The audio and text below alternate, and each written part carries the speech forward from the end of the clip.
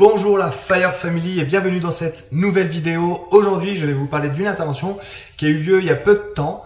Vous savez, j'ai fait une vidéo sur l'intervention Lubrizol, donc grosse usine qui a brûlé à Rouen. Vous pouvez aller la voir. Elle est disponible du coup sur ma chaîne YouTube. Quelques jours après, il y a eu une grosse intervention à Villeurbanne. Villeurbanne, c'est une ville à côté de Lyon, donc le SDMIS 69. Voilà, donc très gros incendie.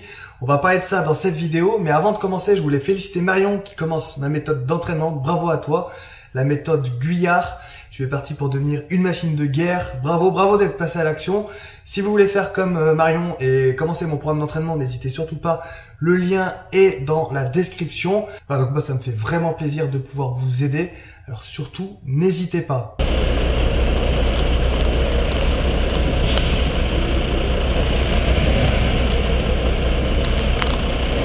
T'en pourquoi Antoine? T'en pourquoi? Ah, je pars pour feu, qu'est-ce que tu veux, hein, c'est ouais. ça le truc de pomplard. Mais feu de quoi? Bah feu de quoi? Feu d'appart au deuxième étage.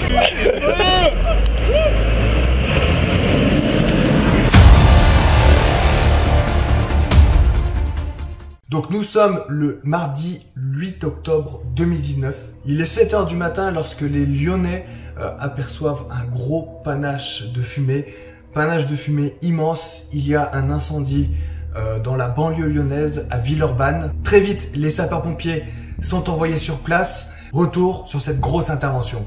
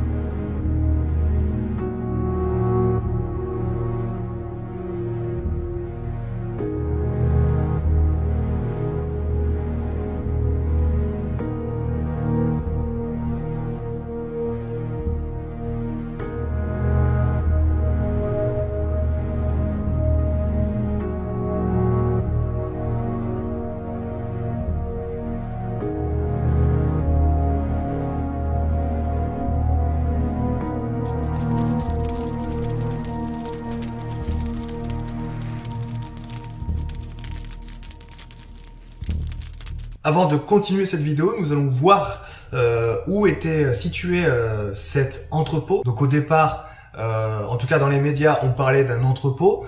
Donc c'est pour ça que j'emploie ce mot. Donc nous allons voir où était situé cet entrepôt. Donc voilà, donc on se rapproche de Villeurbanne. Donc le lieu de l'incendie a eu lieu au Bel Air Caen. Donc on va se rapprocher dessus, bien entendu. La caserne de pompiers n'est pas très loin. C'est la caserne de pompiers de Cussey, Villeurbanne-Cussey. Donc à 2,4 km du coup de l'incendie. Donc voilà, on va zoomer sur la caserne, comme ça on va pouvoir l'observer. Vous voyez, belle caserne, sapeur-pompier du coup de Lyon-Cussey, Villeurbanne-Cussey. Alors on dézoome, tac tac, on se rapproche. Ouais, c'est marrant, il y a marqué SOS dessus, sur la caserne, c'est marrant. Donc voilà, donc on va se rapprocher du coup de l'incendie.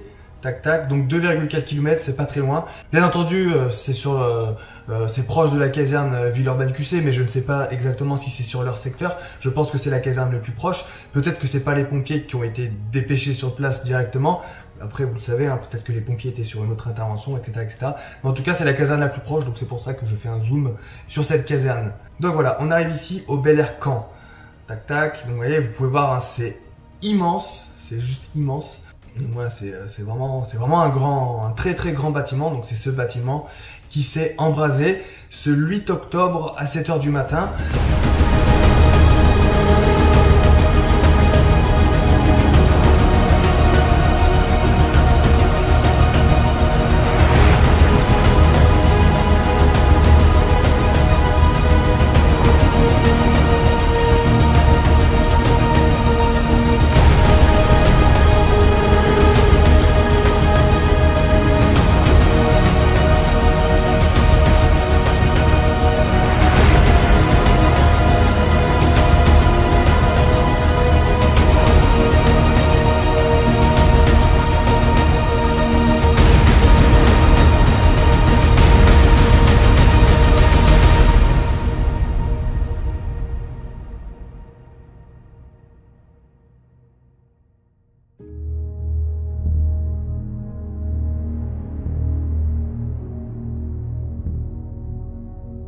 Donc voilà, donc ce n'est pas un entrepôt proprement parlé, c'est pas un endroit où est entreposé plein de choses. En fait, c'est une pépinière d'entreprise.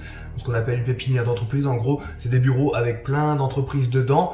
Donc voilà, on peut pas considérer ça comme un entrepôt, mais en tout cas, quand on voit la dimension de l'incendie, c'est comme un feu d'entrepôt. On sait pas exactement ce qu'il y a à l'intérieur des locaux. Un important incendie s'est déclenché dans une pépinière d'entreprise de Villeurbanne en tout début de matinée, mardi 8 octobre. Le sinistre a affecté une zone qui hébergeait une cinquantaine de start-up. Elle devrait être relogée rapidement. Donc voilà, donc toujours on se met à la place des habitants.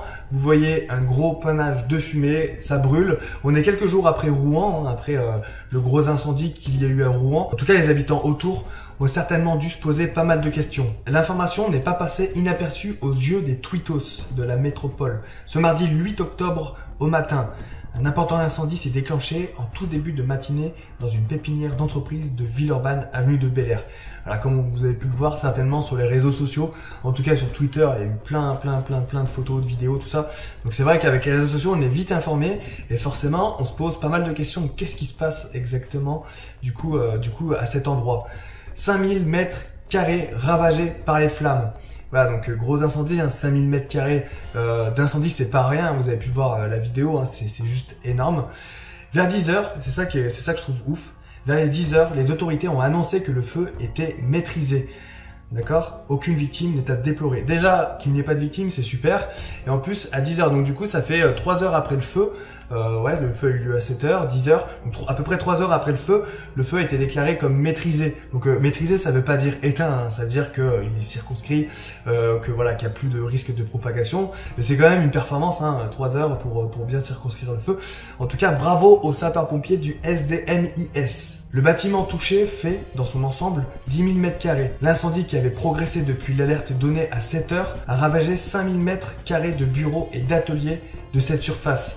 Vous voyez, vous avez pu le voir les images, c'est un énorme bâtiment qui fait 10 000 m². Donc ça aussi c'est énorme, 10 000 m². Et il y a 5 000 m². Donc la moitié du bâtiment a brûlé. Voilà, donc comme je vous l'ai dit, c'est vraiment un gros incendie. Et l'objectif dans ce genre d'incendie, de gros incendies, bien entendu, c'est d'éviter la propagation. Il faut stopper le feu le plus rapidement possible parce que il va tout brûler s'il continue. Il brûle de bureau en bureau, en tout cas d'atelier en atelier, de bureau en bureau, etc., etc. On ne sait pas encore exactement ce qu'il y a à l'intérieur. Il s'agit d'un ancien site Alstom, occupé par la célèbre entreprise jusqu'en 2015. Le lieu a depuis été reconverti en pépinière d'entreprise. Voilà, pépinière d'entreprise. En gros, il y a plein d'entreprises, donc c'est plein de bureaux, plein d'ateliers.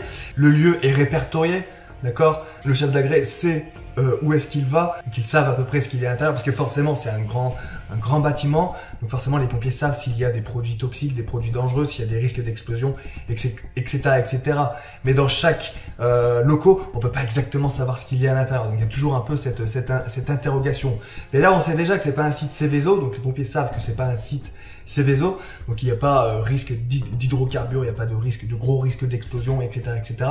Même si on sait jamais exactement ce qu'il y a à l'intérieur. Aucune mesure de confinement n'est nécessaire. Les opérations de secours ont été déclenchées vers 7h du matin, comme on l'a dit, donc le 8 octobre, mobilisant jusqu'à 30 engins et 100 sapeurs-pompiers. Voilà, donc dès qu'on a autant d'engins, autant de sapeurs-pompiers, on peut considérer que c'est un gros feu. Et de toute manière, vous avez pu voir la vidéo, c'est juste énorme l'incendie.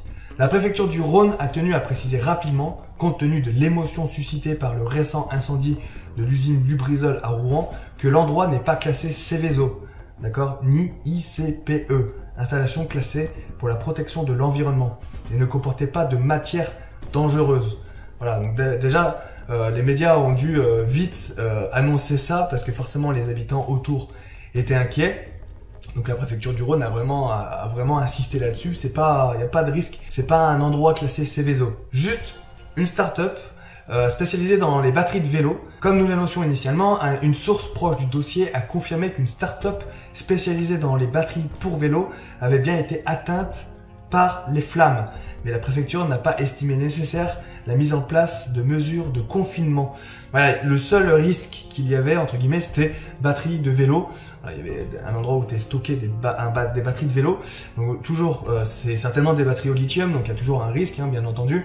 Mais en tout cas, pas de confinement, donc pas de sirène, hop, on n'alerte pas la population, faut pas aller se confiner, etc., etc. Il n'y a pas de risque d'explosion. Et a priori, la fumée qui était visible de très loin, en tout cas c'est ce qu'ils ont annoncé, c'est ce que la préfecture a annoncé, la fumée n'est pas toxique, même si toutes les fumées sont toxiques, hein, vous le savez très bien, les fumées c'est forcément toxique, mais voilà, c'est pas comme dans un site Seveso où la fumée est très toxique, ou plus toxique que initialement en tout cas.